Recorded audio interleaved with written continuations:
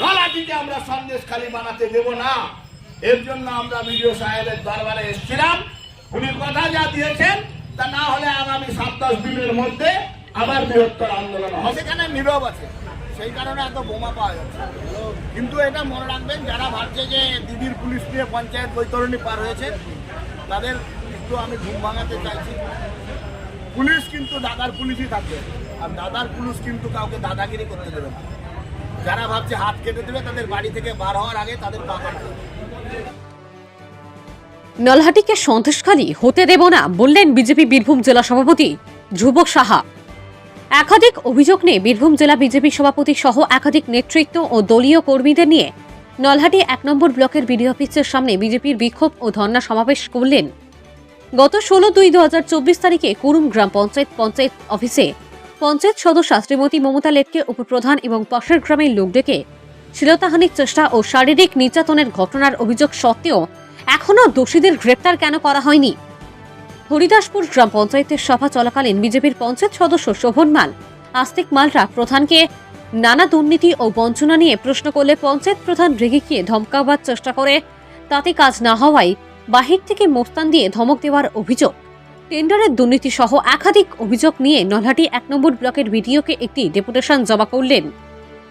ধ্রুব সাহা বলেন, নলহাটিকে সন্দেশখালী হতে দেব না আমরা। বীরভূমের নলহাটি থেকে নিজস্ব প্রতিনিধির রিপোর্ট, নিউজ টাইম 24x7। আইনের শাসন প্রতিষ্ঠা করার জন্য আমরা এখানে অ্যাজিটেশন করেছি। আপনারা জানেন যে সম্প্রতি ভিডিও হেনস্থা হয়েছে এই জিহাদিদের দ্বারা। বিডিও সাহেব তৃণমূলের এখানকার এমএলএ দাবদাবানিতে চুপ হয়ে যেতে বাধ্য হলেন কিনা জানি না। যেখানে বিডিওর নিরাপত্তা নাই, সেখানে পঞ্চায়েতের মেম্বারদের অবস্থা কী হবে?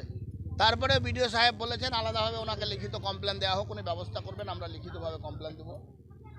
এসসি মহিলা এবং এসসি ঘরের ছেলে, সে খেটে খাওয়া মজদুর মেহনতি শিডিউল কাস্ট পরিবারের ছেলে বলে সে জিহাদিদের হাতে মার খাবে।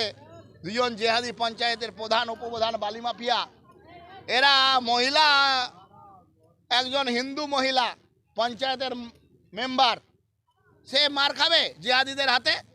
এটা হতে পারে না, এ চলতে দেবো না। আমরা নলহাটিকে সন্দেশখালী হতে দেবো না। এর জন্য আমাদের আন্দোলন। মানুষকে এইভাবে যারা দমিয়ে রাখতে চাইছে, 100 দিনের কাজের টাকার নাম করে যারা গ্রামে গ্রামে ক্যাডারদেরকে টাকা দিতে চাইছে, গ্রামের লোকেদেরকে পাইয়ে দেওয়ার রাজনীতি করছে, তার বিরুদ্ধে আমরা অবস্থান বিক্ষোভ করেছি। এই অবস্থান বিক্ষোভ সবে প্রতীকী মাত্র। আগামী 10 দিন পরে আমরা আরও বৃহত্তর আন্দোলন করব।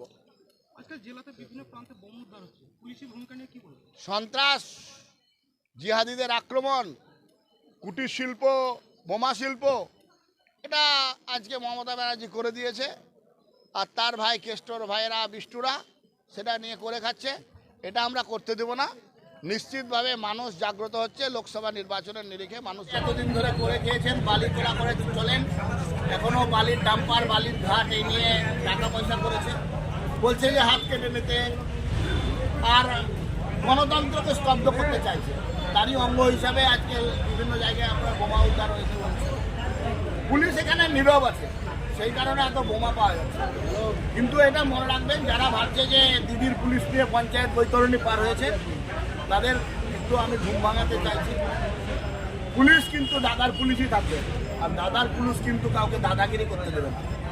যারা ভাবছে হাত কেটে দেবে, তাদের বাড়ি থেকে বার হওয়ার আগে তাদের পা কাটা হবে। তাদের কিভাবে পা কাটতে হয় বিজেপি সেটা জানে। সুতরাং এই ধরনের গরম গরম কথা বলে যারা রাজনীতি করতে চাইছে, নিশ্চিন্তে থাকুন। লোকসভা নির্বাচনের আগে এদেরকে মানুষ হাত পা কেটে দিয়ে ঘরে বসে রাখবে। একটু সময়ের অপেক্ষা। হাত পা কাটার রাজনীতি তৃণমূল করছে, এটা চলবে না। WBJEE, জেনপাস, ANM, GNM পরীক্ষার কোচিং নিতে চান? আজই যোগাযোগ করুন AJ লার্ন এন্ট্রান্স কোচিং এ। Phone number 7365847531। ঠিকানা রামপুরহাট, ভাটশালা মোড়, স্পন্দন নার্সিং হোমের পাশে, বীরভূম।